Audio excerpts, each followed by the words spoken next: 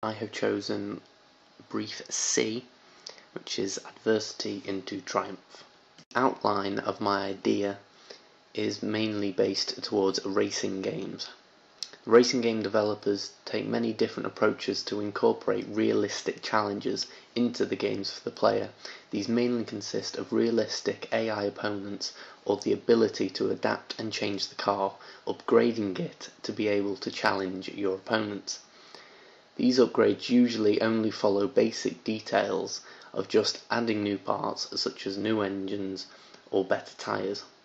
But what if the player could actually make these changes themselves, building the car, tuning each component, choosing what to put in and what to leave out? Therefore, I would like to develop this concept in order to engage the player further.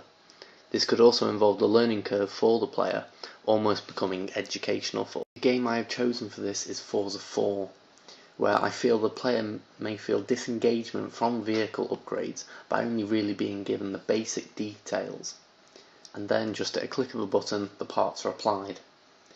Or I think where the player is able to go into even more detail and learn why they can make these changes to the car and why it will impact them for the better on track, giving the player a full picture and not just the final product. The main underlying theme will be autosport. This will introduce several experiences to the player: power from being able to heavily impact the game's outcome, competition, wanting to beat the opposition, therefore needing to upgrade cars and enhance their own skill. Not only will the player have intensified adrenaline while racing on track, but off track too, wanting to develop their car further and test it out, where this testing would then be almost an unknown to those trying new things with new upgrades. The use of time restrictions in development will also help push this through, where then the player must gauge on how much they can change. Players will be attracted to the game by giving them the flexibility of choice over all areas of the car. However, in order to keep them playing and coming back, the player will need to build on their skills in order to develop certain parts of the car. For instance, they may be able to add parts to the car, but they may not be able to set them up efficiently. This would lean on certain game aspects like time and the player's XP in-game. The player will be motivated by making the right choices in the build of their car, as well as the incorrect choices, where they can learn from their mistakes.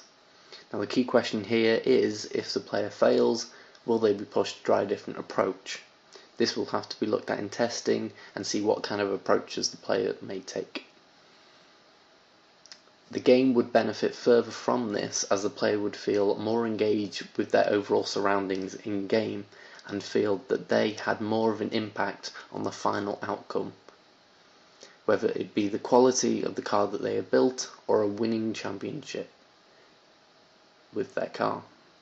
Players could feel free to choose individual components, able to ask, what if I did this, and learn from the decisions made. The testing process would first look at how current games are played by players, and by asking the target profile what they would look for in games like this. The target player would be an autosport fan with a keen feel for racing games already, but are also interested in the design and mechanics of the sport and its cars, possibly an aspiring engineer at university or college that wants to improve their own skills and knowledge. Not only could this be a game for autosport fans, but also an educational tool. The target profile would fully engage with most aspects of racing games already, keen to get on track against other drivers. It is this challenge that players will find most engaging. Therefore, the key question that will be running throughout the game is, what can I do to beat them? This could be upgrading parts of the car or even weight saving.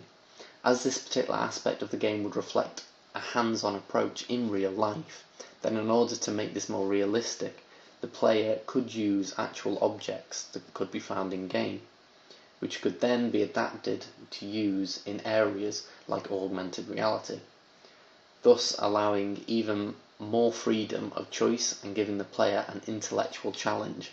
Therefore, the player could actually engage with their own environment as well as in-game.